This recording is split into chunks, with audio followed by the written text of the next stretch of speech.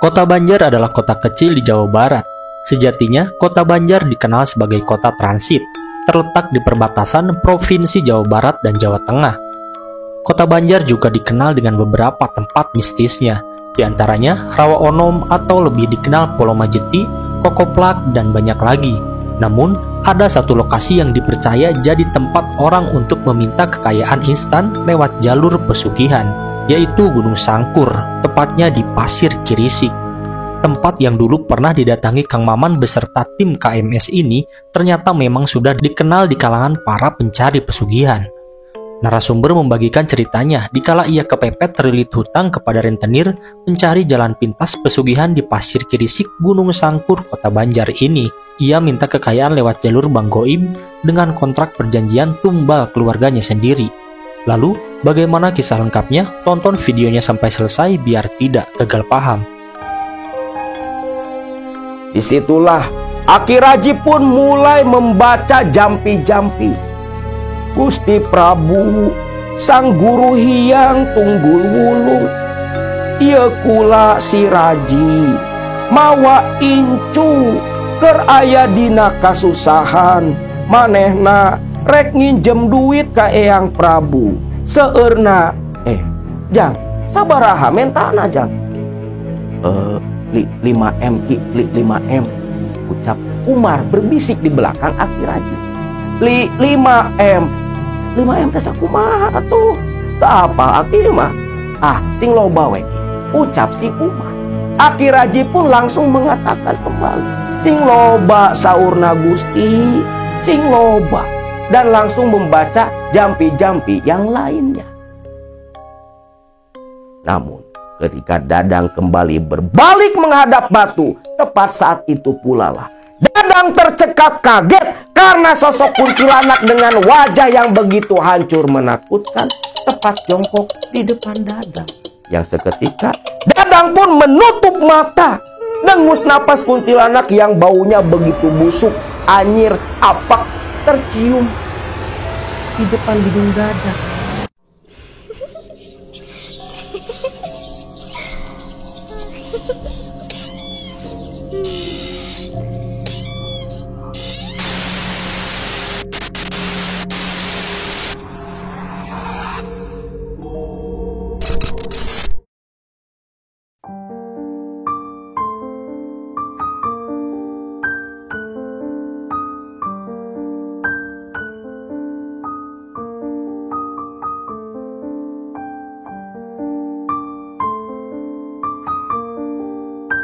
Assalamualaikum warahmatullahi wabarakatuh.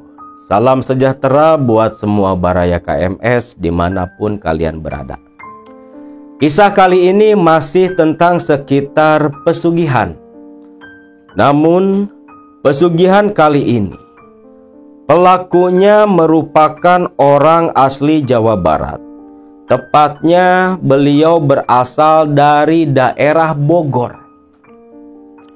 Pesugihan yang pernah dijalani oleh tokoh utama dalam cerita kita kali ini adalah pesugihan Bang Goib, di mana pesugihan Bang Goib, si pelaku bersekutu dengan bangsa jin dari berbagai jenis atau kalangan tertentu untuk mendapatkan uang yang jumlahnya bukan sedikit, tetapi uang yang nantinya akan diberikan oleh si jin yang jadi sekutunya ini, itu harus ditukar dengan nyawa manusia. Yang biasanya nyawa manusia yang dikorbankan dalam tumbal perjanjian ini adalah keluarga yang paling dekat. Bisa orang tua, istri atau pasangan, bahkan anak kandung dari si pelaku sendiri.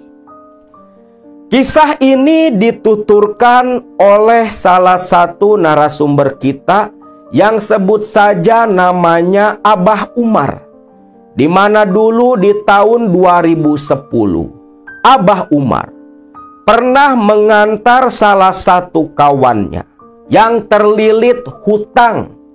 Rumahnya digadaikan ke rentenir. Hutangnya yang berbunga semakin menumpuk. Sedangkan pekerjaan tak punya. Akhirnya dibawa oleh Wak Umar menemui seorang juru kunci di daerah kota Banjar, kota tempat tinggal akang sendiri. Wak Umar menuturkan kisah ini, membagikan kisah perjalanannya, karena ada rasa penyesalan di hati Wak Umar, karena dialah yang menjembatani kawannya masuk dunia hitam, terjerumus perjanjian dengan setan. Dan Wak Umar merasa berdosa. Harapan Wak Umar dengan ditayangkannya video dari cerita yang beliau tuturkan, semoga bisa tersampaikan kepada kawannya, agar kawannya itu lekas bertaubat dari perbuatannya. Di daerah Bogor di tahun 2010. 2 tahun sebelumnya, sekitar awal 2008, seorang lelaki yang bernama Dadang, yang terlahir dari keluarga yang begitu sederhana, bahkan dibilang serba kekurangan, menikah dengan seorang perempuan yang bernama Nining. Sehari-hari pekerjaan dari Dadang hanyalah seorang buruh serabutan, yang banyaknya dia bekerja di sawah disuluh oleh orang-orang yang mempunyai ladang dengan upah yang tidak seberapa. Namun walau pekerjaan yang tak jelas, Dadang ini bukan seorang yang pemalas. Pekerjaan apapun dia lakukan, dia jalankan asal bisa mendatangkan uang. Kehidupan mereka walau serba kesusahan, bisa dibilang cukup bahagia untuk ukuran mereka yang terbiasa hidup sederhana. Dadang dan Nining selalu bersyukur dengan apa yang mereka dapatkan, dengan apa yang mereka terima. Sampai akhirnya kebahagiaan kecil itu bertambah di tahun kedua pernikahan mereka, di mana waktu itu Nining, istri dari Dadang yang sudah 2 tahun dia nikahi, akhirnya mengandung janin buah cinta dari mereka. Tentunya kabar kehamilan Nining ini membuat Dadang begitu bahagia. Waktu demi waktu terus Dadang dan Nining lalui. Pertumbuhan si buah hati di dalam rahim Nining semakin terlihat semakin besar.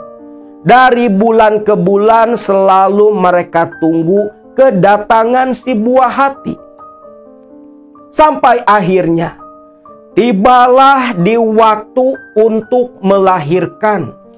Malam itu Nining yang mengeluh seperti ingin melahirkan, perutnya mulai kontraksi. Saat itu pula Dadang membawa Nining menuju ke tempat praktik bidan di kampung tempat tinggalnya. Ketika datang ke tempat praktik si bidan, Nining langsung ditangani begitu sigap. Bidan Tuti memang seorang bidan kawakan yang begitu terkenal dan selalu membantu warga kampungnya mengusahakan yang terbaik buat mereka. Namun naas yang menimpa Nining waktu mau melahirkan saat itu. Ketika sampai di tempat praktik bidan Tuti, Nining, air ketubannya sudah pecah, tapi pembukaan baru pembukaan pertama. Bidan Tuti yang menangani waktu itu begitu panik. Dia tahu apabila kondisi seperti itu hanya ada satu jalan untuk menyelamatkan ibu dan anak yang dia tangani. Melihat hal itu dan dikarenakan begitu urgent, bidan Tuti lantas keluar dari ruang persalinan menemui Dadang suami Nining. Kang Dadang, teriak bidan Tuti. Iya bu bidan, ada apa? Gimana anak istri saya bu? Kang Dadang, tolong ikut ke ruangan saya dulu, ucap bu bidan. Loh, kenapa bu? Sudahlah, cepat ikut ke ruang ibu. Dadang pun langsung berlari ke ruang si bu bidan. Lantas setibanya di ruang bu bidan, bidan Tuti menyuruh Dadang duduk, lalu menjelaskan duduk perkara yang terjadi kepada Nining. Begini, Pak Dadang, kondisi Bu Nining saat ini perlu penanganan yang serius. Loh, maksud bu bidan apa ya? Pak Dadang, air ketuban sudah pecah, tetapi baru pembukaan satu saja. Ini kondisi yang bahaya buat keselamatan janin dan ibu. Si janin itu hanya ada dua pilihan kalau memaksa ingin tetap lahiran normal. Dua pilihan. Maksud bu bidan apa ya bu? Begini Pak Dadang. Pak Dadang kalau memaksa ingin lahiran normal, Pak Dadang tinggal memilih saja. Mau menyelamatkan istri Pak Dadang atau anak Pak Dadang. Loh. Gak bisa dua-duanya bu. Ya tentunya bisa. Hanya saja untuk kasus Bu Nining harus dilakukan operasi sesar.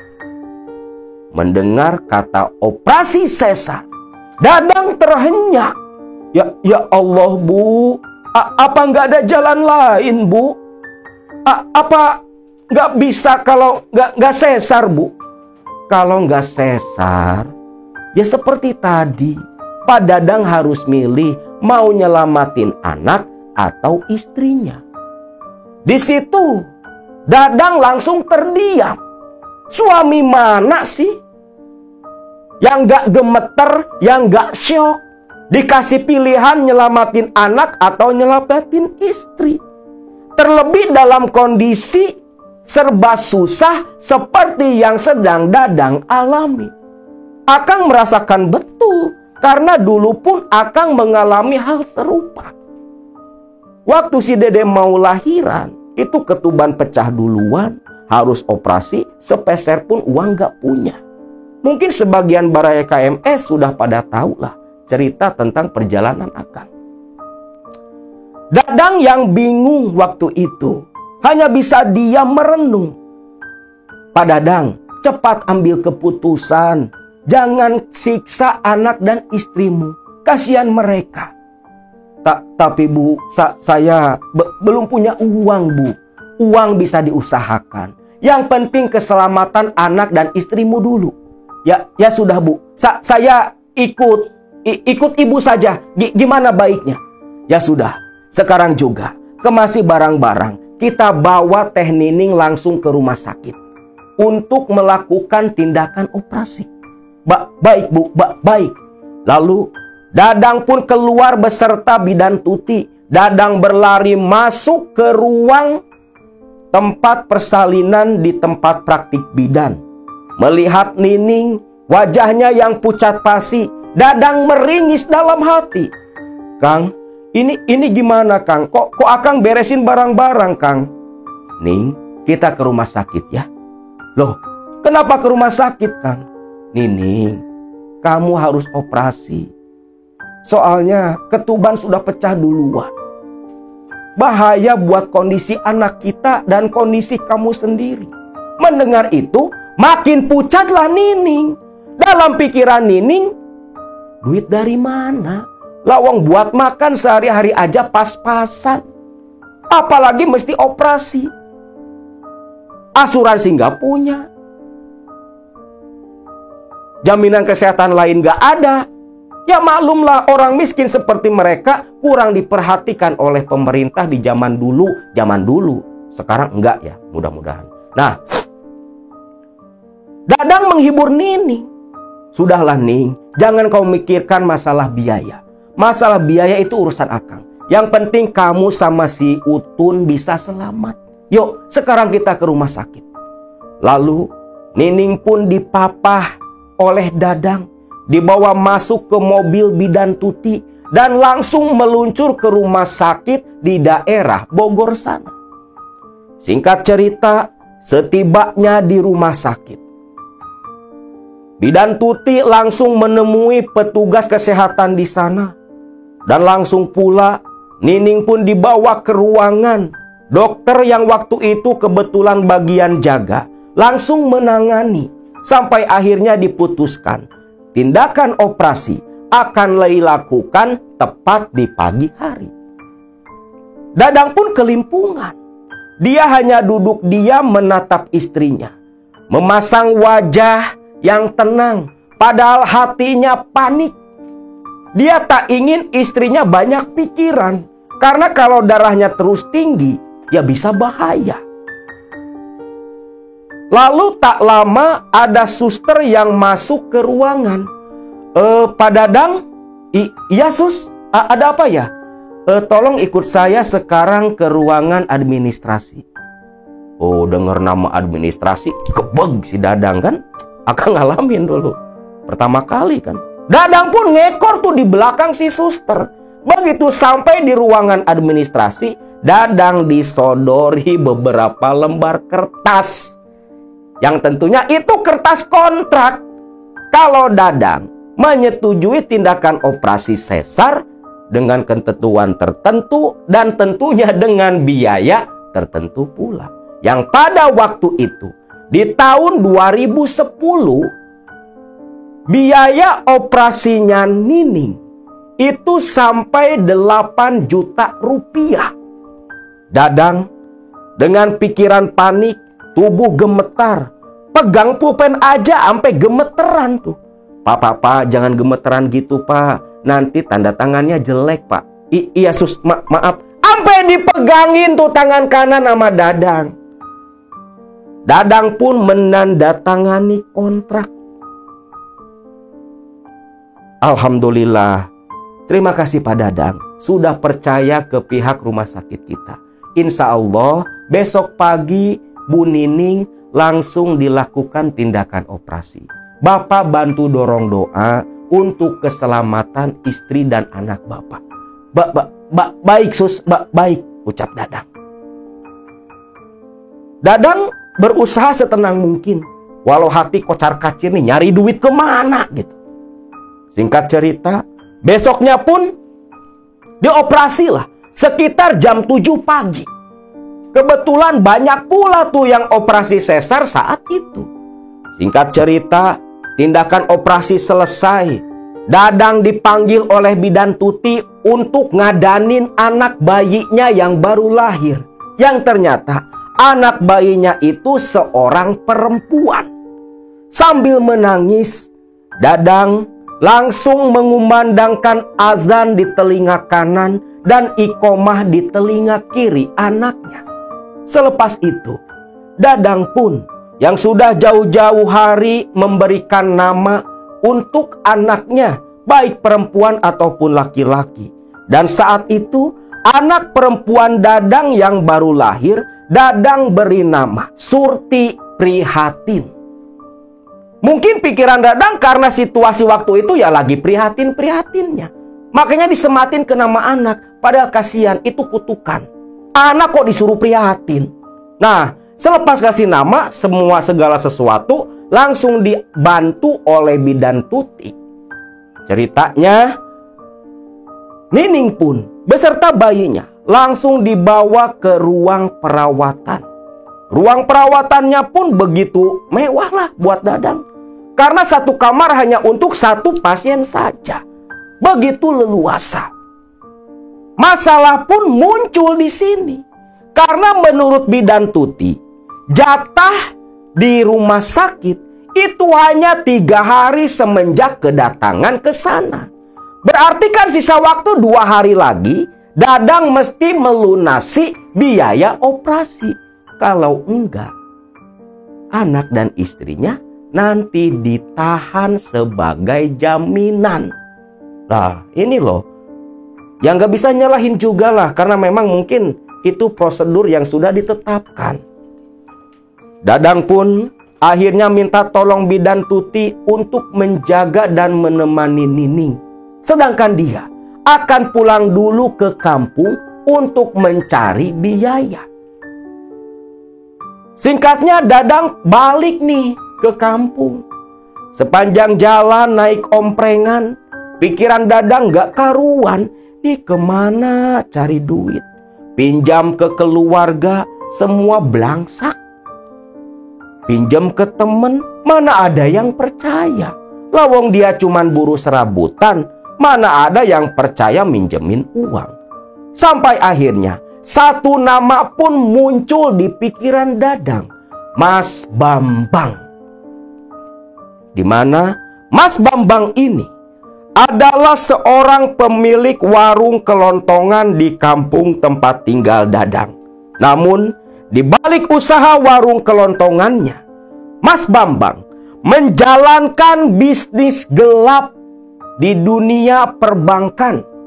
Dalam arti, Mas Bambang ini selain buka usaha toko kelontongan, tetapi usaha utamanya adalah nganak-nganakin duit. Rentenir nih si Mas Bambang. Rentenir dengan bunga yang cukup mencekik. Tapi jadi cahaya di tengah-tengah orang yang sedang susah mencari pinjaman. Gak perlu BI checking, asal ada jaminan, deal, duit kasih. Dadang pun akhirnya mau tak mau mesti mengadu nasib menemui Mas Bambang. Singkatnya, setibanya di kampung, pagi hari itu, Dadang pun jalan kaki dengan lesu. Agak gontai langkahnya. Yang dituju warung kelontongan sejahteranya Mas Bambang. Setibanya di warung, terlihat banyak orang sedang belanja. Si Dadang cuman berdiri di samping tiang, menatap ke arah kerumunan orang-orang yang lagi belanja. Sampai Dadang ditegur salah satu pembeli di sana. Dang, ngapain kamu di sini? Bukannya istri kamu lagi lahiran? Iya Kang, istri sekarang lagi di rumah sakit. Loh, kenapa kamu di sini? Ada yang nungguin enggak? Ada, bidan Tuti yang nungguin di sana. Sama katanya tadi, si emak juga lagi OTW ke sana. Oh syukur, tak kirain istrimu sendiri di sana. Gimana? Anakmu normal kan? Ya normal lah, mentang-mentang aku miskin, mosok anakku cacat. Bukan gitu Dang. Sehat kan anakmu? Alhamdulillah Kang, terima kasih. Anakku sehat, normal, gak ada cacat apa-apa. Anakku perempuan Kang. Alhamdulillah. Moga aja ya anakmu dapat jodoh yang baik, biar gak susah kayak kamu Dang. Wis, toh Kang, jangan kayak gitulah. Bercandalah Dang. Ya udah, nanti kalau anakmu sudah pulang, kabari ya. Biar nanti kita nguyen di rumah kamu. Iya Kang, pasti dikabari semuanya, ucap si Dadang. Satu persatu para pembeli di warung udah pada pulang. Mas Bambang yang mulai curiga sedari tadi melihat kedatangan Dadang, dia udah nolak pinggang. Dang, ada perlu ya Dang? Lah iya Mas, ada perlu. Ada perlu apa? Biasalah Mas. Anu apa? Yo, ngomong di dalam. Ini walaupun rentenir, kalau ketiban giliran orang mau pinjam, baiknya bukan main. Sopan, lemah lembut. Tapi giliran eksekusi jaminan, kejamnya edan-edanan. Dadang pun masuk ke dalam mengikuti Mas Bambang. Bu, bikinin kopi Bu. Buat siapa Pak? Ini loh, si Dadang. Loh, kok si Dadang dikasih kopi? Air mentah aja lah Pak. Sayang loh. Jangan gitu Bu. Gini-gini juga, Dadang ini calon nasabah kita. Oh, ya sudah. Dang, mau kopi apa? Hitam apa ABC susu? Hitam aja bu, ucap Dadang. Yo, kalau dengar nasabah baik tuh istri Pak Bambang. Nah, sugihin kopi. Langsung dah tuh Dadang ngomong mau pinjam duit buat biaya persalinan istrinya, buat biaya operasi. Gampang Dang, mau pinjam duit berapa? Ya pinjam 10 juta lah mas. 10 juta? Bisa. Tapi bunganya 10% tiap bulan. 10% tiap bulan mas. Ya iya tiap bulan. Di bank pun sama. Tiap bulan nambah. Dan ada jatuh temponya juga. Waduh. Maksudnya gimana ya Mas Bambang? Begini. Kamu pinjam uang kan pakai jaminan. Apa yang mau kamu jaminkan? Tanah? Kebun? Sawah? Yo sawah aku ndak punya mas. Aku punyanya rumah gubuk itu loh mas. Waduh, rumahmu itu yo. Ya paling dijual juga cuma 30 juta Dang. Itu juga karena di pinggir jalan. Ya wis lah, gak apa-apa. Tak kasih 10 juta. Bunganya 10% tiap bulan. Tapi jatuh temponya cuma 8 bulan. Kalau tak lunas dalam waktu 8 bulan, rumahmu itu tak jabel, tak sita. Gimana? Mau tidak?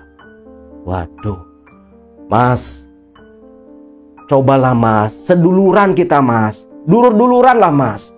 Masa iya sama dulur kok mesti dijabel-jabel segala mas. Dulur-dulur, siapa yang mau saudara kayak kamu Dan? Wes lah, mau apa enggak? Kalau mau tak kasih nih 10 juta. 8 bulan gak kebayar, tuh rumah tak jabel, tak sita. Mau enggak? Nih Pak Bambang udah mulai agak emosi nih. Ngadepin orang miskin tengil kayak si Dadang. Akhirnya Dadang pun mau tak mau setuju. Langsung dah tuh Pak Bambang pun mengeluarkan kontrak perjanjian. Ini apik juga nih Pak Bambang.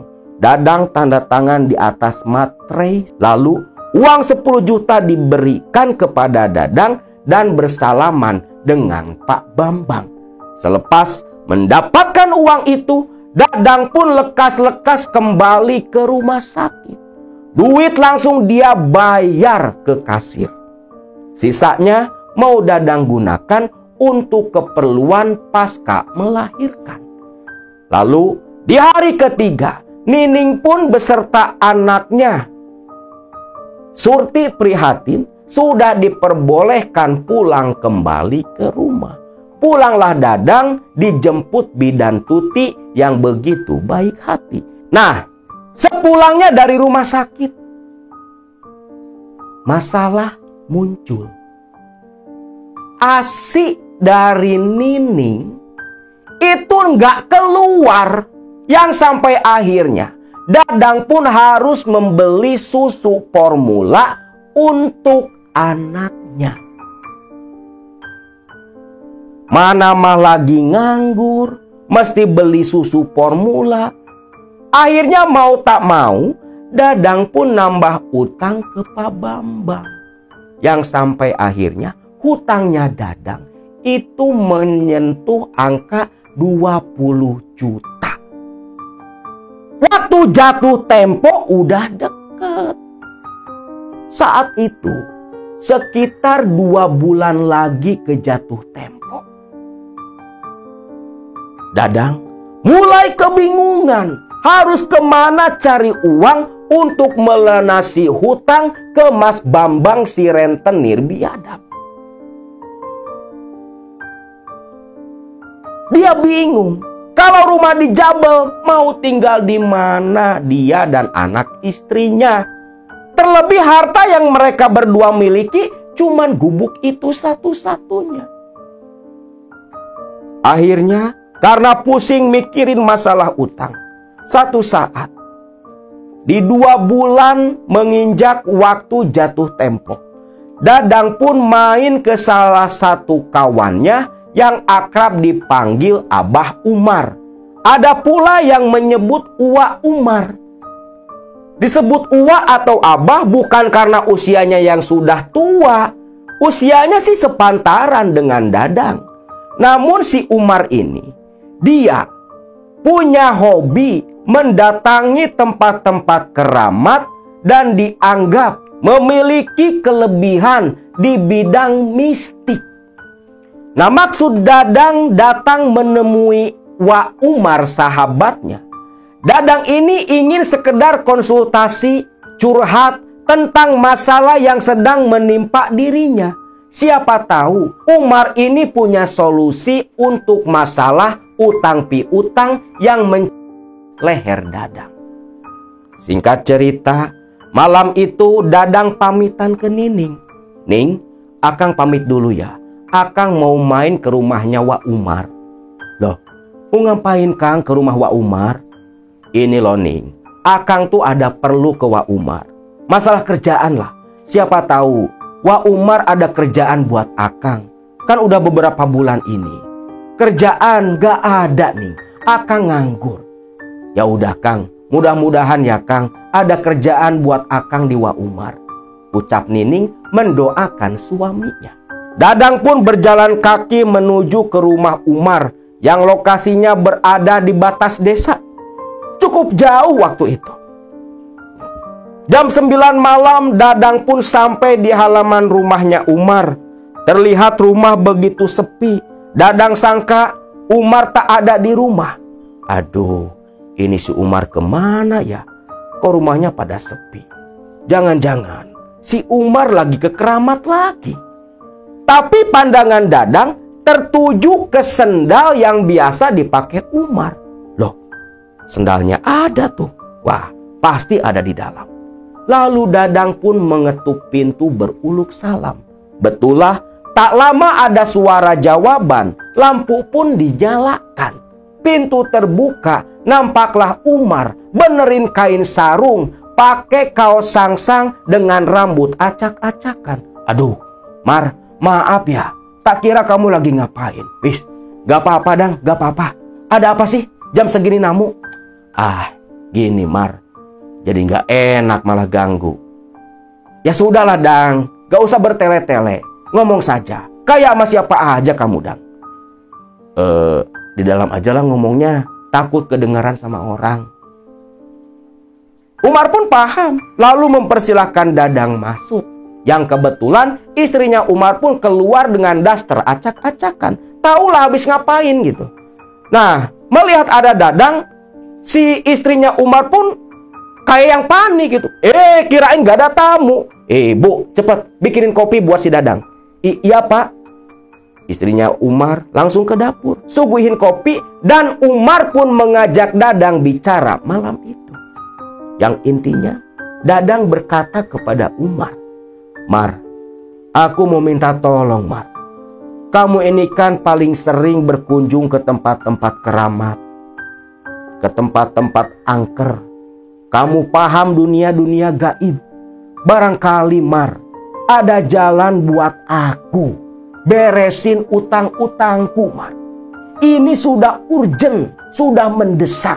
2 bulan lagi hutang 20 juta sama bunganya ke Mas Bambang harus lunas. Kalau tidak, rumahku itu bakal disita. Loh, kok hutangmu gede banget Dang? Bekas apa? Ya itu, bekas operasi sama beli susu. Ya Allah ya Robbi Dang. Aduh, yakin kamu Dang mau nyari jalan kiri? Yo gimana lagi Mar, jalan kanan yang halal nggak ada. Siapa tahu ada jalan kiri yang bisa bantu. Cobalah Mar, bantulah. Masalahku ini sudah begitu berat Mar. Umar pun terdiam. Cukup lama Umar diam, membuat Dadang begitu penasaran. Dadang pun bertanya, gimana Mar? Dang, kamu tinggal pilih. Mau ngipri, mau ngepet, mau kawin sama siluman ular, mau Bang Goib, buto ijo, jual nyawa, jual musuh, jual umur. Mau pesugihan apa yang kamu mau? Aku bisa antar kamu ke tempat keramatnya. Aduh, lah yang enteng-enteng lah. Kalau ada itu tuh tadi apa? Bang apa? Bang Goib. Nah, itu tuh Bang Goib. Itu gimana caranya? Bang Goib itu seperti kita ajuin pinjaman ke bank. Berapapun nominalnya pasti dikasih, asalkan sepadan dengan pengorbananmu.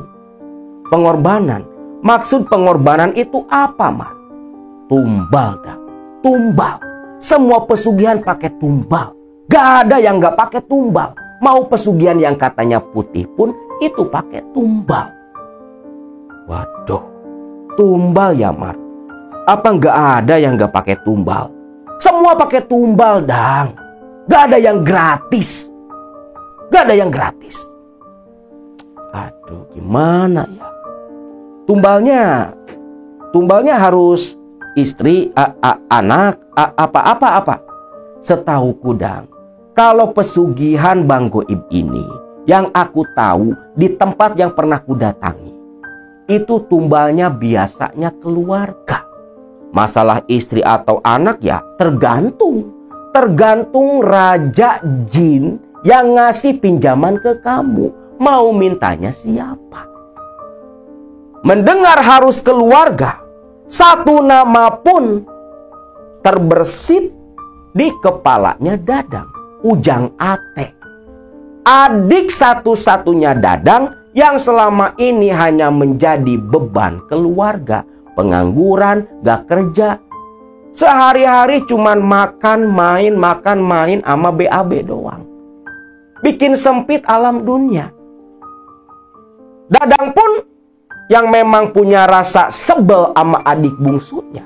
Sekaligus pikirannya kalau adiknya ditumbalkan mati, bakal ngurangin beban ibunya, ngurangin beban mental Dadang pula, dan bisa menyelamatkan masalah Dadang dan Nining istrinya. Ya wis lah, Mar, aku siap lah. Kira-kira di mana tempat pesugihan Bang Goib itu? Ada, Dang, ada. Lokasinya ada di kota Banjar. Banjarnegara? Bukan. Ini masih daerah Jawa Barat. Banjaran? Bukan, Dang. Ini tempatnya ada di sebuah gunung, di perbatasan Jawa Barat dan Jawa Tengah, di kota kecil namanya kota Banjar Patroman.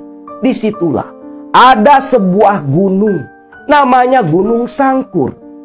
Di mana di Gunung Sangkur itu ada sebuah tempat di salah satu puncak, tempat keramat yang biasa didatangi para pemuja pesugihan. Dan kebetulan, Dang, aku kenal sama juru kunci di sana. Loh, kok bisa, Mar? Kamu kok bisa kenal sama juru kunci seperti itu?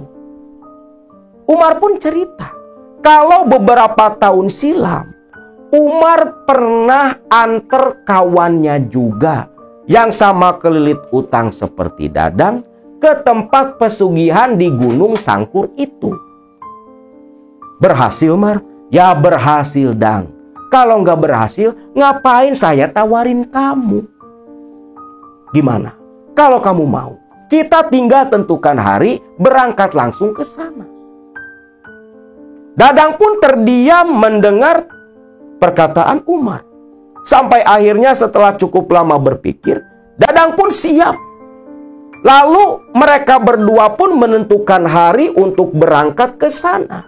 Di mana waktu itu Dadang beserta dengan Umar sepakat berangkat dari Bogor ke Banjar itu hari Minggu malam, yang diperkirakan sampai ke Banjar sekitar pagi hari. Singkatnya, di hari yang ditentukan, Minggu malam Senin, Dadang dan Umar sahabatnya sudah ngetem di PO Budiman di pinggir jalan di daerah Bogor. Kebetulan bis Budiman yang akan membawa mereka itu jurusan ke Pangandaran. Waktu itu berangkat sekitar jam 7:30 malam. Pagi jam setengah 8 sampai jam 8 hari Seninnya itu dipastikan sudah tiba di tempat tujuan. Tak lama bis pun datang. Lalu Umar dan Dadang pun lantas naik, duduk berdampingan. Di situ Dadang pun kembali bertanya tentang lokasi pesugihan dan tempat juru kunci yang akan mereka datangi. Di mana menurut penuturan dari Wa Umar kepada Dadang waktu di dalam bis malam itu, Umar berkata, "Dang, tempat yang akan kita datangi, tempat yang nanti akan kamu jadikan sebagai tempat ritual, itu ada di puncak Gunung Sangkur yang orang sana lebih mengenal dengan nama Pasir Kirisik. Disitulah nanti kamu bertapa. Sedangkan juru kuncinya itu bernama Aki Raji. Dulu ayah dari Aki Raji adalah juru kunci keramat Kirisik pula. Dan dilanjutkan oleh Aki Raji ini. Orangnya baik kok, Dang." "Oh gitu ya, Mar. Terus kira-kira maharnya berapa untuk sesaji dan ngasih ke Aki Raji?" "Ya kalau dihitung-hitung 6 sampai 700 mah habis lah, Dang." "Ya 700.000 tahun segitu kan masih berharga lah ya." Untungnya si Dadang ini sempat datengin si Mas Bambang, pinjam duit buat bekal biaya pesugihan. Jadi udah yakin bener nih si Dadang kalau pesugihan Bang Goibnya ini bakal berhasil. Bahkan sempat diulti pula oleh si Mas Bambang, kalau sampai tak bayar, rumah akan langsung disita tanpa negosiasi sama sekali. Namun karena Dadang yakin kepada Umar kawannya, sahabatnya, dia pun setuju. Nah, Pasir Kirisik atau Gunung Kirisik, tentunya Baraya KMS semua sudah pada tahu. Karena lokasi tempat keramat pemujaannya ini pernah Akang dan tim datangi. Bahkan Akang syuting langsung di depan batu keramat tempat orang muja. Walaupun waktu itu Akang ceritanya tentang cerita yang berbeda, bukan orang yang muja di tempat itu. Nah, cerita orang yang mujanya ini yang kebetulan baru Akang dapat pula. Videonya bisa kalian lihat lah, linknya ada di deskripsi. Nah, singkat cerita, selepas banyak bercerita, Dadang dan Umar pun tertidur begitu lelap. Tentunya sudah memberi permintaan kepada kondektur agar diturunkan di perkebunan Batu Lawang. Waktu berlalu, 2 ekor kebo berwujud manusia yang pemalas inginnya hanya cepat kaya lewat pesugihan, tidurnya ngorok begitu lelap. Terbangun karena dibangunkan kondektur setelah tiba di tempat tujuan. Kang, udah nyampe Kang?" "Udah nyampe nih Pak." "Iya Kang, di perkebunan Batu Lawang kan Kang?" "Iya, ini udah nyampe." Udah Kang. Nuh lihat, udah terang Kang." Sambil nyibakin gordeng. Nih 2 orang tidur dari semalam baru bangun. "Udah Kang tuh, itu pangkalan ojeknya," ucap si kondektur. "Mar, bener di sini?" "Bener Dang, bener." Mereka berdua pun langsung turun. Memang turunnya itu di depan pangkalan ojek. "Dang, masih jauh?" "Ya masih lah. Dari sini nanti kita naik ojek. Sebenarnya naik angkot juga bisa. Naik angkot 08. Cuman gak nyampe ke lokasi Aki Raji. Masih jauh. Naik ojek saja. Biar langsung diantar depan rumah." "Oh gitu ya Mar. Ya udahlah, terserah kamu saja. Kan kamu yang pernah datang ke rumahnya Aki Raji." Nah, Umar pun langsung nyamperin ke pangkalan ojek. Terlihat Umar seperti sedang bernegosiasi sama ojek pangkalan di sana. Sampai akhirnya 2 motor pun mendekati mereka. Lalu dengan tarif 100.000 per orang yang tentunya kebilang sangat mahal, Umar dan Dadang langsung diantar ke daerah Pager Batu, menemui Aki Raji, juru kunci Gunung Sangkur, juru kunci Keramat Kirisik. Melewati perkebunan karet Batu Lawang PTPN 8. Nah, kalau di situ kalian bisa lewatin pula rumahnya Mas Jarot ya, ada di pinggir jalan di perkebunan. Lalu masuk ke perbatasan Desa Batu Lawang dan Desa Karyamukti, lantas belok nanjak ke arah kiri. Akang jelasin ya, karena ini tempat udah terkenal kemana-mana. Banyak yang dulu nyupang atau datang lelaku pesugihan di sana. Walaupun di kota Banjar ini, walaupun kota kecil, tapi begitu terkenal akan lokasi pesugihan. Yang satu Rawa Onom pernah masuk Trans 7, yang kedua Kokoplak masuk Trans 7 pula. Cuman ini nih Pasir Kirisik yang belum masuk. Mudah-mudahan aja nanti masuk. Nah, singkat cerita, setengah jam lamanya dua ojek ini pun tiba di depan halaman sebuah rumah yang begitu sederhana. Umar dan Dadang pun turun selepas bayar ongkos. Selepas itu, Umar yang sudah paham betul lantas berjalan terlebih dulu dan beruluk salam memanggil Aki Raji. "Sampurasun, Aki Raji, sampurasun!" teriak Umar dari luar.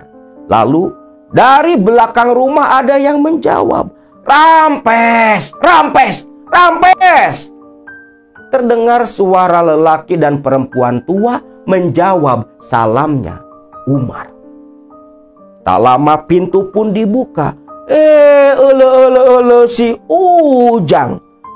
Kemana saja tuh Ujang? Udah 9 bulan Ujang gak main ke sini. Terakhir teh Ujang bawa siapa? Kawan saya Ki yang dari Bandung. Iya, itu. Baru 3 bulan lalu kawan Ujang teh kesini, main ke rumah Aki. Sekarang Ujang bawa siapa lagi ke sini? Ini Ki, bawa sahabat saya. Ini Ki kenalin, namanya Dadang. Dadang pun sambil tersenyum bersalaman dengan Aki Raji dan istrinya. Masuk ke dalam. Pada masuklah nih 2 orang ke rumahnya Aki Raji.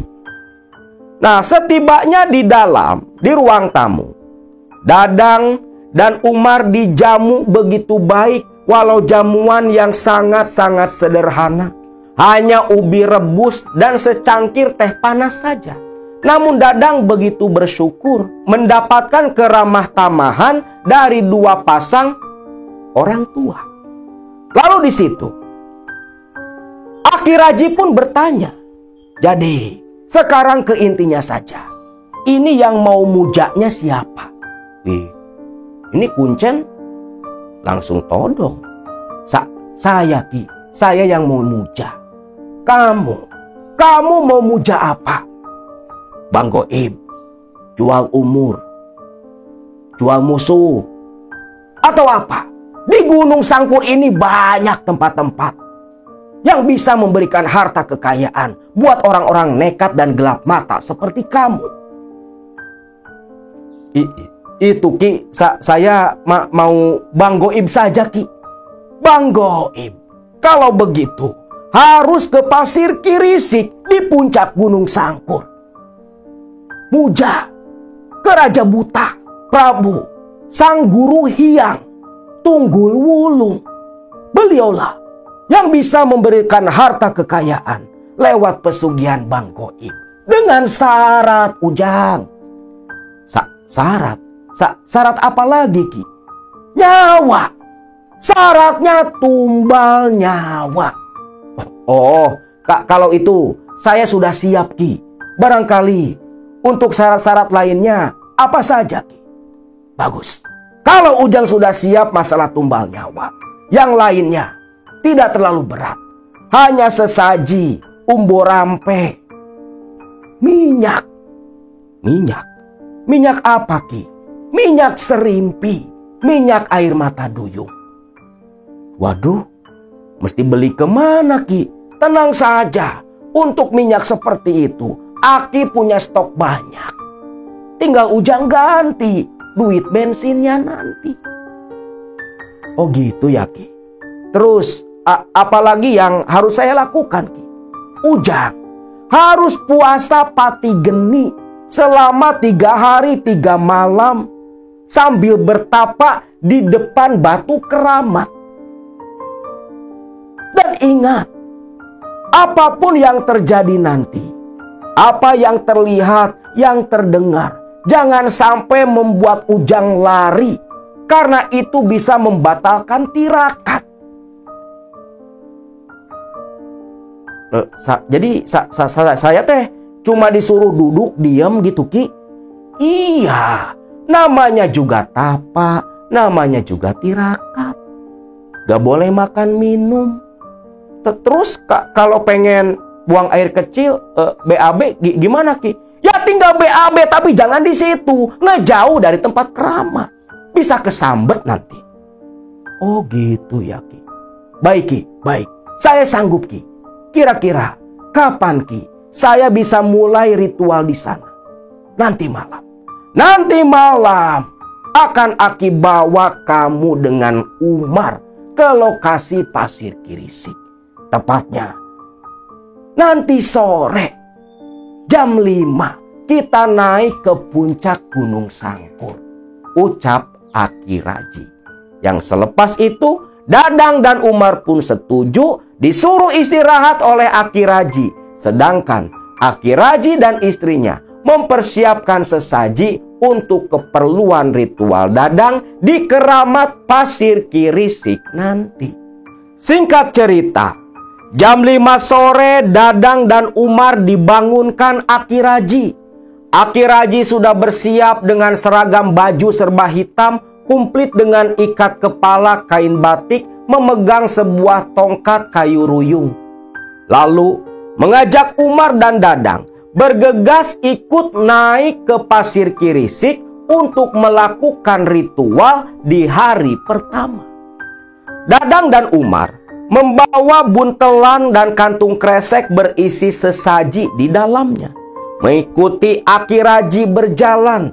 Aki Raji yang sudah tua renta pada waktu itu berjalan dibantu dengan tongkat. Jalannya agak sempoyongan tapi tak terlihat kecapean. Di jalan berpapasan dengan beberapa warga Pager Batu. Aki, mau kemana Ki? Biasa Ujang, ini Aki mau nganter tamu, ucap Aki Raji. Orang-orang situ seperti yang sudah paham, hanya tersenyum saja mengangguk ke Aki Raji dan 2 tamunya. Singkat cerita, masuk ke jalanan setapak, langsung naik menuju ke daerah puncak Gunung Sangkur yang bernama Keramat Pasir Kirisik. Singkatnya, masuk waktu sandekala jam 6 kurang. Langit sudah mulai agak gelap. Tibalah mereka di lokasi tempat keramat. Di situ Dadang melihat batu yang begitu besar. Di batu itulah Dadang akan melakukan ritual puasa dan bertapa pati geni selama 3 hari 3 malam sampai Prabu Sang Guru Hyang Tunggul Wulung datang menjemput Dadang ke istana Raja Buta. Setibanya di lokasi, Aki Raji meminta Umar untuk menata sesaji di bawah batu besar itu. Lalu Aki Raji pun menyuruh Umar menyalakan arang untuk membakar kemenyan di atas sabut kelapa. Selepas arang menyala, Umar dan Dadang duduk di belakang Aki Raji. Ritual dibuka langsung si juru kunci. Kemenyan ditaburkan, asap mengepul, langit sudah mulai begitu gelap. Suara binatang-binatang malam mulai terdengar. Disitulah Aki Raji pun mulai membaca jampi-jampi. Gusti Prabu Sang Guru Hyang Tunggul Wulung, ieu kula si Raji mawa incu keur aya dina kasusahan, manehna rek nginjem duit ka Eyang Prabu. Seurna, Jang, sabaraha mentana Jang? 5M ki, 5M. Ucap Umar berbisik di belakang Aki Raji. 5M. 5M teh sakumaha atuh? Tak apa Aki mah. Sing loba we ki. Ucap si Umar. Aki Raji pun langsung mengatakan kembali. Sing loba saurna Gusti. Sing loba. Dan langsung membaca jampi-jampi yang lainnya. Selepas itu, memang keanehan terasa seketika. Hawa yang memang berada di puncak gunung, dinginnya begitu kabina-bina. Berlipat-lipat dingin. Dan dinginnya ini terasa berbeda. Bukan dingin biasa. Tapi dinginnya ini mengandung hawa mistis yang begitu kuat. Ditambah aroma kemenyan yang begitu menyengat. 25 menit lebih, Aki Raji ngarekes meminta izin ke Sang Prabu, Sang Guru Hyang Tunggul Wulung, Raja Buta yang menguasai lokasi itu. Yang katanya menurut mitos yang beredar, Gunung Sangkur ini, puncaknya ini, adalah salah satu gerbang menuju ke istana atau kerajaan dimensi lain. Mungkin ini salah satunya. Karena di Gunung Sangkur yang merupakan rangkaian perbukitan, itu banyak tempat-tempat yang dianggap keramat dan acap kali disalahgunakan untuk ritual pemujaan. Singkat cerita, tugas Aki Raji pun selesai. Lalu Aki Raji berdiri dan berbalik ke arah Dadang. Jang Dadang, naon wae nuku Jang Dadang katingali ka kuping ulah nepi ka Jang Dadang ingkah balilihan ti lokasi ieu, ulah lumpat, ulah sieun, eta sakabeh ngan saukur gogoda pikeun ujang. Ingat, sing panceg kana tujuan. Yang intinya, Aki Raji berpesan kepada Dadang agar apapun yang terlihat, terdengar, jangan membuat Dadang sampai pergi dari lokasi pertapaan. Karena semua yang akan Dadang alami nanti itu adalah bentuk ujian dan Dadang harus fokus kepada tujuannya datang ke tempat keramat itu. Dadang pun paham. Lantas Aki Raji dan Umar pamitan meninggalkan Dadang sendiri bertapa di depan batu keramat puncak Gunung Sangkur Pasir Kirisi. Singkat cerita, adzan Isya sudah mulai terdengar di telinga Dadang. Awalnya tak terjadi apapun. Hanya suara-suara binatang malam yang terdengar di telinga Dadang. Namun ketika malam semakin larut, tatkala Dadang sedang berkonsentrasi meminta agar lekas didatangi oleh sang penguasa gunung itu, tiba-tiba Dadang dikagetkan oleh suara krasak-krusuk di sekitaran lokasi batu Kirisik. Seperti suara yang berjalan di semak-semak.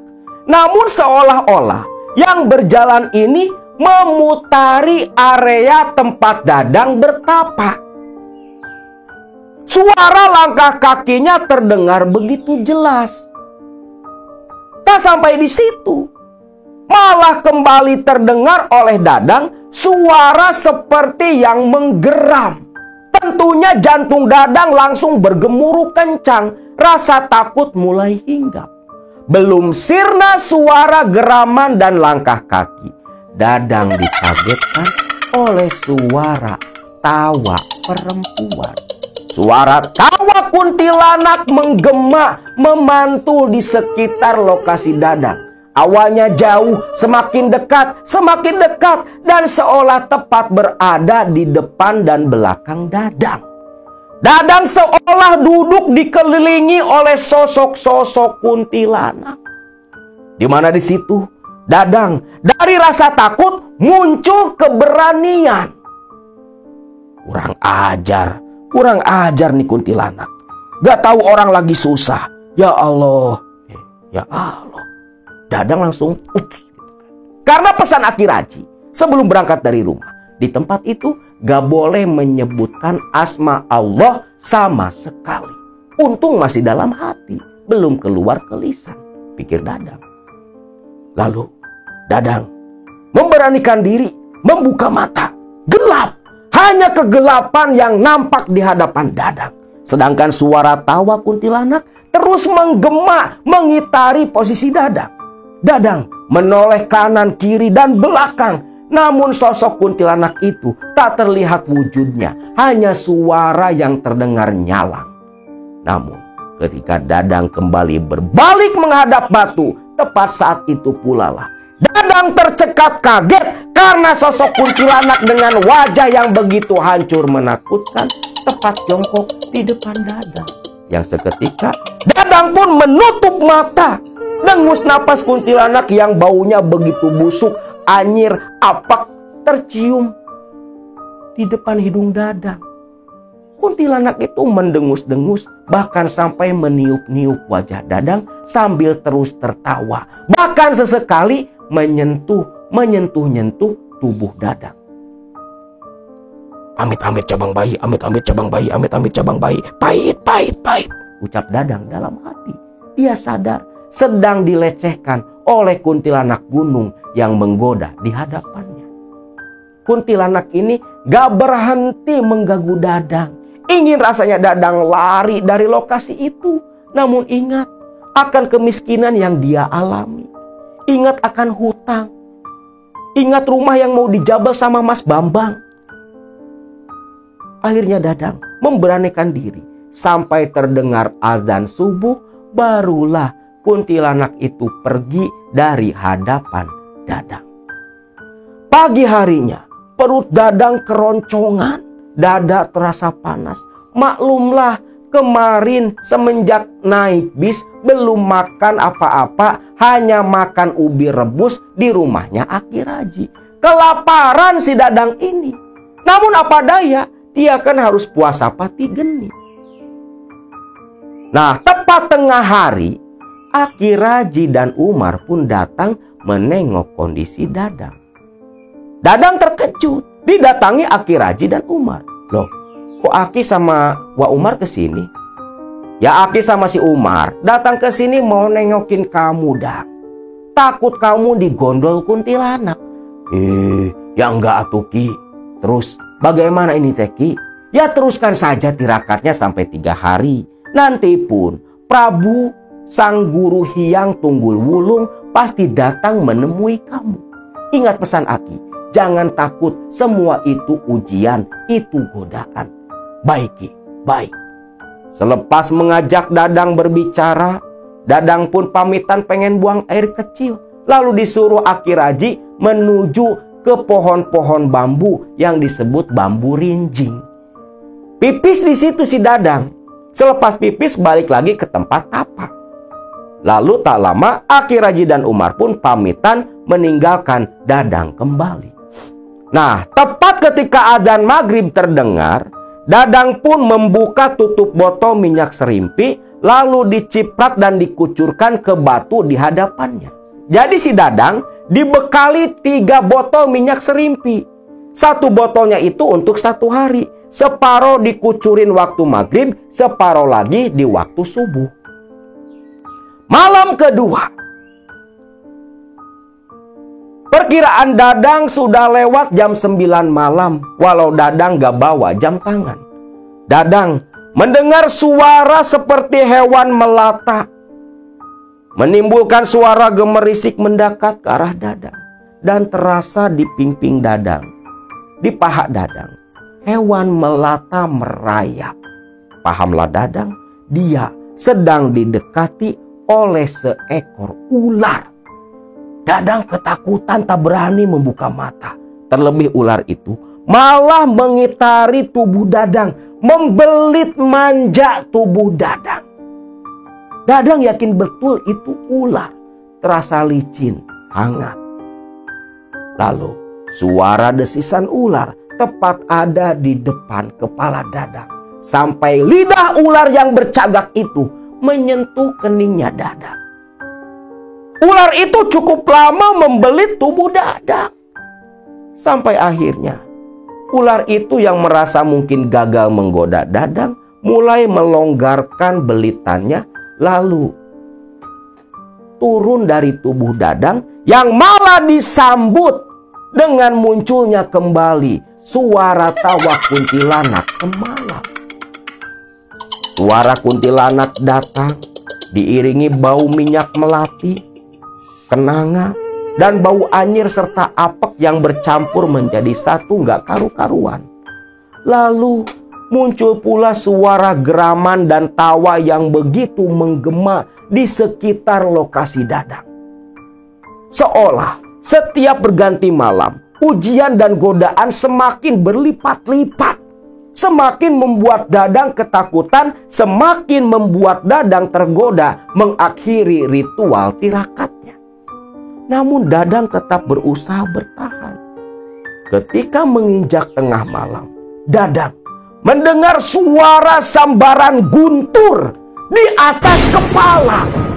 Lalu disertai suara angin riuh begitu kencang sampai pepohonan di sekitaran Dadang ikut berguncang. Lalu tak lama terdengar suara gemuruh hujan di kejauhan. Yang anehnya, suara hujan yang begitu lebat kok gak nyampe-nyampe ke lokasi Dadang tirakat. Sampai akhirnya godaan-godaan itu semua kembali berakhir ketika adzan subuh terdengar. Seperti biasa, setengah lagi minyak serimpi dia siramkan ke batu di hadapannya. Lalu esok siangnya Umar dan Aki Raji pun datang menjenguk Dadang kembali. Dadang pun cerita apa yang terjadi semalam. Bagus. Berarti malam inilah malam puncaknya. Eyang Prabu, sang guru Hyang Tunggul Wulung pasti datang menemui kamu. Bersiaplah. Ingat, kamu harus mengikuti apapun perintah dari Raja Buta yang akan menemui kamu. Baik, Ki. Baik. Saya akan ingat baik-baik itu, Ki. Ucap si Dadang. Masuk waktu maghrib. Dadang yang tubuhnya sudah begitu lemas membuka kembali botol terakhir minyak serimpi yang setengahnya langsung dia kucurkan ke batu. Dia tutup kembali botolnya, duduk bersila, berharap malam itu si Raja Buta datang menemui dirinya. Malam pun datang. Ujian di malam ketiga ini memang seperti gabungan ujian malam pertama dan malam kedua. Suara gemerisik orang berjalan mengitari lokasi terdengar. Suara desisan ular, suara tawa cekikikan kuntilanak terdengar pula di telinga Dadang. Bahkan yang Dadang rasakan bukan satu ekor kuntilanak saja yang datang. Kuntilanak ini seolah mengundang kawan-kawannya dengan tawanya yang begitu memuakan.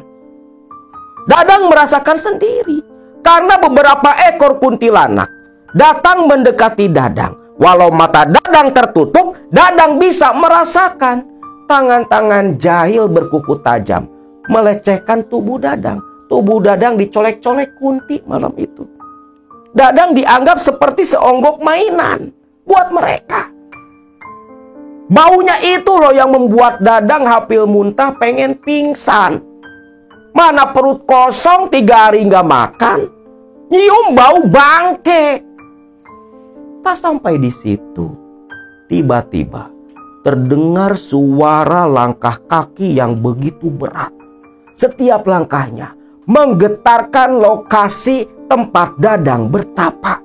Dan di sini memang ada keunikan di lokasi keramat Pasir Kirisik, di mana tanah di lokasi keramat itu di sekitaran batu ketika kita injak itu menimbulkan suara menggema, seolah bagian bawah lokasi itu tempat kosong. Bluk, bluk gitu. Dan suara langkah kaki ini membuat sekitaran Pasir Kirisik bergetar. Dadang sampai pegangan ke batu, takut menggelinding ke jurang. Lalu terdengar suara tawa yang begitu menggema, memekakan telinga Dadang. Lalu dalam pandangan mata Dadang yang tertutup muncul cahaya. Cahaya berwarna hijau begitu terang. Bayangkan saja, lagi nutup mata aja bisa kelihatan. Dadang yang terusik oleh kehadiran cahaya hijau yang begitu terang dan malah diam di depan Dadang, di depan batu tempat Dadang tirakat. Dadang pun perlahan membuka mata. Namun ketika mata Dadang terbuka, disitulah Dadang tercekat, syok, ketakutan melihat sosok tinggi besar berwarna hijau dengan taring mencuat begitu menakutkan, tertawa, mangap, menyeringai ke arah Dadang. Seketika Dadang yang perutnya lapar, jiwanya lemah, pikiran lemah, tubuh lemah, Dadang pun pingsan seketika karena ketakutan. Dadang yang tak sadarkan diri langsung diguncang-guncang tubuhnya, dibangunkan oleh suara. Woi, woi, hudang sia, hudang, molor we sia di dia, hudang. Ucap suara itu. Dadang pun perlahan membuka mata. Kaget dia. Di depan Dadang sudah ada 2 orang lelaki berperawakan tinggi tegap. Yang anehnya, 2 orang lelaki ini mengenakan pakaian seperti layaknya zaman kerajaan di masa lalu. Yang satu pegang tombak, yang satu pegang pedang, dan masing-masing membawa perisai pula. Dari dandanannya, Dadang menganggap 2 lelaki di hadapannya adalah seorang hulu balang kerajaan. Lalu Dadang diangkat, dibangunkan. Dadang yang tubuhnya lemah tiba-tiba jadi kuat, bisa berdiri. Lalu seperti terhipnotis, Dadang yang dipaksa ikut 2 orang itu hanya dituntun dan mengikuti begitu saja. Yang ternyata ketika Dadang mengangkat wajah, di depannya sudah ada sebuah kereta kuda dengan seorang kusir lelaki bertubuh tinggi tegap pula dengan kumis yang lebat, berjambang, berbalik menatap ke arah Dadang dengan pandangan mata yang begitu tajam. Dadang pun digiring masuk naik ke dalam kereta kuda. Lalu dalam pandangan Dadang, kereta kuda dipecut, kuda melaju. Namun yang Dadang lihat mutlak hanyalah kegelapan. Gelap, tak ada apapun yang terlihat oleh Dadang. Bahkan jari jemarinya sendiri pun tak bisa dilihat pula. Namun Dadang mendengar ketika kuda melaju, Dadang seolah melewati pemukiman. Banyak suara-suara manusia. Banyak mendengar suara di keramaian. Sampai akhirnya di kejauhan, Dadang melihat ada setitik cahaya. Dan ke titik cahaya itulah kuda yang dia kendarai. Kereta kuda itu menuju. Dan ketika menuju ke titik cahaya, yang semakin lama semakin besar, semakin terang-terang dan membuat Dadang begitu silau. Sampai menutup mata. Dan ketika Dadang membuka matanya, kereta kuda tepat berhenti di depan sebuah gapura yang terbuat dari batu ukir yang begitu indah. Mirip-mirip seperti gapura Candi Boko di Jawa Tengah sana. Hanya saja di gapura itu ada ukiran wajah buto ijo. Dan di kiri kanan gapura ada 2 hulu balang yang menjaga, layaknya satpam di perumahan biasa. Dadang dan 2 lelaki yang membawanya pun turun dari kereta kencana. Milu sia jengkula, urang ngaharep, nyang harep ka raja kula. 2 lelaki itu menuntun Dadang dibawa menghadap ke raja mereka. Masuk melewati gerbang gapura yang seperti gapura Candi Boko. Masuk ke dalam. Ternyata itu adalah halaman istana. Di situ Dadang melihat manusia-manusia, yang lelaki tampan, yang perempuan cantik, ini butanya dari mana? Cantik ganteng-ganteng loh, kata Kang Dadang. Tapi itu kan hanya samaran mata, sihir mata, silap mata. Lalu Dadang dibawa masuk ke sebuah pintu besar yang berukir bertahtakan emas dan berlian. Pintu terbuka, karpet merah terbentang, layaknya menyambut tamu kerajaan. Ini memang tamu, cuman bakal jadi calon budak nantinya. Dadang pun masuk mengikuti dua hulu balang yang ternyata aula itu adalah aula tempat bertemunya abdi dengan seorang raja. Dua pengawal tadi langsung tergopoh-gopoh bersimpuh, bersujud di depan seorang lelaki tampan gagah, duduk di singgasana yang bertahtakan berlian intan emas yang begitu terang.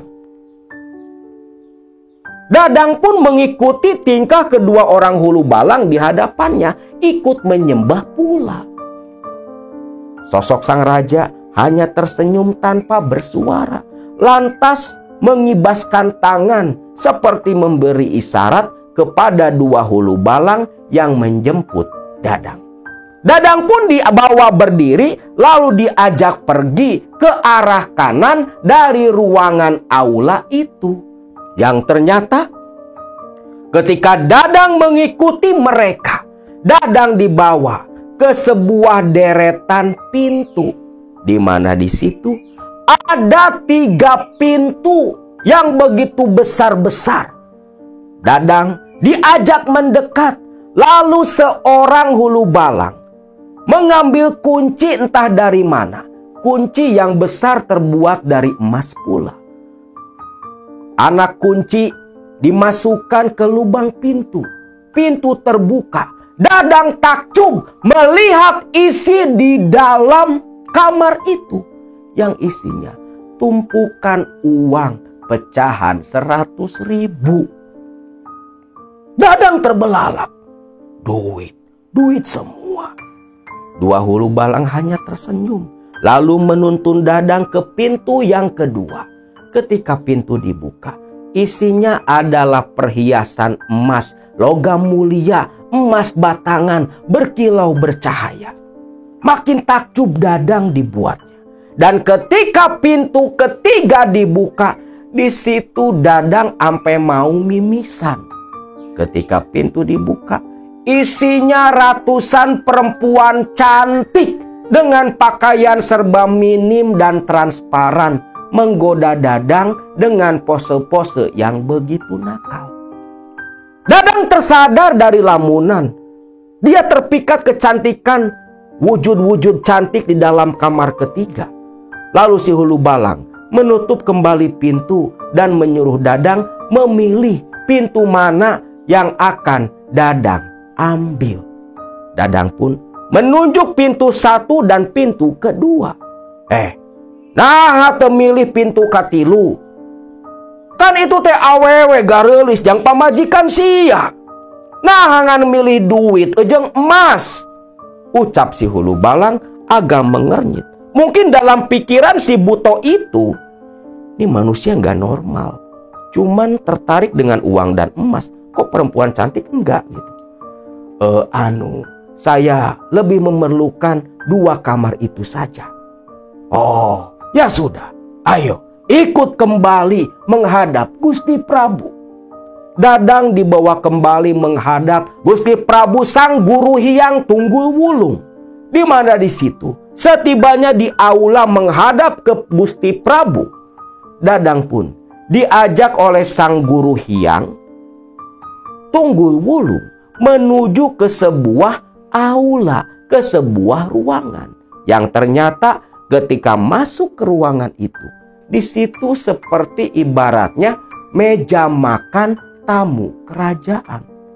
Wih, mejanya menurut cerita Wak Umar dari penuturan Dadang, mejanya aja ditetesin emas, intan, sendok piringnya pun wah, barang-barang mewah. Dan di situ berbagai hidangan ternikmat yang ada di dunia semua dihidangkan kepada Dadang, disuguhkan oleh para dayang-dayang cantik yang tentunya membuat mata Dadang sampai kelilipan. Dadang pun langsung dipersilahkan makan oleh si raja buta itu. Dadang pun makan dengan lahap. Yuk maklum kan, pati geni 3 hari loh gak makan gak minum. Makan dengan rakusnya Dadang. Nah, selepas makan, lalu Prabu Tunggul Wulung bertepuk tangan. Tak lama, dari arah luar ruangan itu masuklah seorang dayang cantik membawa baskom. Baskom itu diletakkan di atas meja, lalu didorong oleh Prabu Tunggul Wulung ke depan Dadang. Dadang, sok pilih salah sahiji di antara eta. Hakan kusia, maka tangtu emas, picis, inten jumarinten, anu dipikahayang kusia bakal kapimilih. Di mana? Prabu Tunggul Wulung menyuruh Dadang memilih salah satu di antara binatang yang ada di dalam baskom. Di mana binatang itu berupa 2 ekor ikan mas. Yang apabila salah satu ikan mas itu dimakan oleh Dadang, apa yang Dadang inginkan? Emas, uang, intan, berlian, semua akan Dadang miliki. Dadang paham. Ketika melihat kedua ekor ikan mas itu yang ada di hadapannya, dia ambil, dia dekatkan, dia tatap. Seketika itulah bayangan istri Nining, istrinya muncul.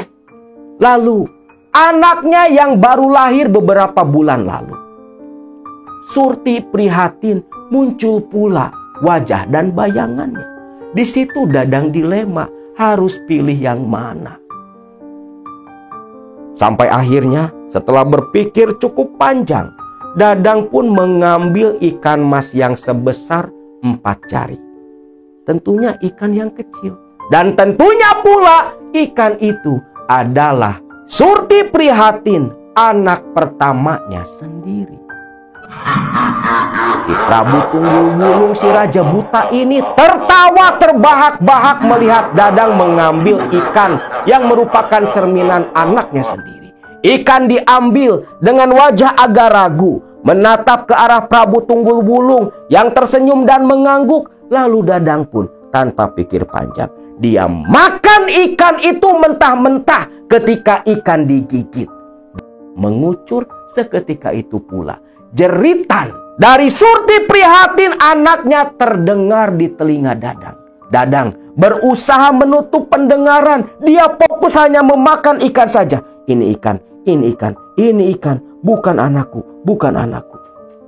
Dadang berusaha mensugesti dirinya sendiri. Kenapa Dadang memilih ikan kecil yang merupakan cerminan anaknya sendiri? Pikiran Dadang sederhana. Anaknya masih bayi. Kalau mati pasti masuk surga. Lah kalau si Nining yang mati, kasihan, udah miskin, banyak dosa, disiksa di neraka. Itu pikiran pendeknya si Dadang, pikiran orang yang gak punya akal sehat. Ketika Dadang melahap ikan mas yang cerminan dari anaknya itu, si raja buta tertawa terbahak-bahak. Dadang melahap habis ikan mas itu sampai bersendawa. Bagus, bagus Dadang, bagus. Sekarang kita akan membuat kontrak perjanjian. Nah, namun di sini sayangnya Dadang tak menceritakan kepada Wak Umar kontrak perjanjian apa yang terjalin antara Dadang dengan Prabu Tunggul Wulung. Karena kata Dadang itu rahasia antara si pemuja dengan sosok sesembahannya. Selepas menandatangani kontrak, Prabu Tunggul Wulung menyuruh 2 orang punggawanya untuk mengantar Dadang pulang. Dadang pun menurut, karena menurut Prabu Tunggul Wulung, uang sudah ada di rumah Aki Raji dan sisanya sudah menanti di Bogor sana. Dadang diantar 2 punggawa yang menjemputnya naik kembali kereta kencana. Namun anehnya, kereta kencana itu malah membawa Dadang ke pinggiran sebuah kolam. Dadang bingung. Ketika turun dari kereta kencana, malah berdiri di pinggiran kolam. Baru saja Dadang mau bertanya, langsung ditendang bokongnya ama tuh hulu balang. Dadang nyebur dan Dadang pun teriak, seketika terbangun sudah berada di depan batu keramat. Dan tepat ketika Dadang terbangun, sekitar beberapa menit kemudian adzan subuh berkumandang. Dadang membuka kembali tutup botol ketiga yang tinggal setengahnya. Minyak duyung atau minyak serimpi kembali disiramkan di depan batu dengan senyum mengembang penuh kebahagiaan. Lalu tepat jam 7 pagi, Umar dan Aki Raji datang menjemput Dadang dengan senyum yang mengembang. Singkat cerita nih, tibalah kembali Dadang di rumah Aki Raji. Aki Raji mengajak Dadang masuk ke dalam kamar, lalu menunjuk ke sebuah tas hitam yang ada di sudut kamar Aki Raji. Loh, maksudnya apa, Ki? Kau lihatlah sendiri. Dadang pun mendekat. Dengan penuh kebingungan, dia buka sleting tasnya. Ketika dibuka, Dadang tercekat terbelalak tak percaya. Isinya tumpukan uang gepokan pecahan 100 ribuan. Masih banyak lagi, Jang Dadang, yang menunggu di rumahmu di Bogor sana. Namun ingat, perjanjianmu dengan Prabu Tunggul Wulung harus selalu kau tepati. Baik, Ki. Baik. Saya sudah tahu, Ki. Saya sudah paham. Selepas itu, Dadang pun pamitan bersama dengan Umar. Diiringi senyum Aki Raji. Senyum penuh aura mematikan. Senyum penuh kepuasan. Seolah puas bertambah kembali satu orang yang akan menemani dia dengan Prabu Tunggul Wulung di akhirat kelak di kedalaman neraka. Singkat cerita nih, bawa duit dalam tas penuh. Umar ditawari, gak mau loh. Kang Umar ini gak mau makan uang pemberian pesugihan. Gak usah Dang, gak usah. Itu uang buat kamu semua saja. Singkatnya, balik ke Bogor. Tiba di sana, tahu sendiri. Surti prihatin, sudah mati, meninggal dunia. Tubuhnya membiru. Aneh. Orang-orang berkata, prihatin ditumbalkan oleh orang lain. Jadi tumbal pesugihan. Namun semua orang tak tahu kalau yang menumbalkan sebenarnya adalah Dadang, ayah kandungnya sendiri. Nah, menurut Wak Umar, selepas menguburkan jenazahnya, Surti prihatin, Dadang dan Nining istrinya masih bersikap biasa-biasa saja. Hidup biasa seperti pada umumnya. Yang jelas memang hutang langsung dibayar ke Mas Bambang. Namun selang 3 bulan pasca kematian Surti prihatin, Dadang dan Nining datang berkunjung ke rumah Umar untuk pamitan. Di mana Dadang katanya mau pulang kampung ke tanah kelahiran almarhum bapaknya. Memboyong ibu dan adiknya dibawa ke daerah Sukabumi. Yang Sukabuminya entah di mana. Namun yang jelas, menurut cerita Wak Umar, kabar terakhir kali Dadang selepas menumbalkan anak kandungnya sendiri, dia jadi orang kaya raya dan membuka sebuah usaha peternakan ayam broiler.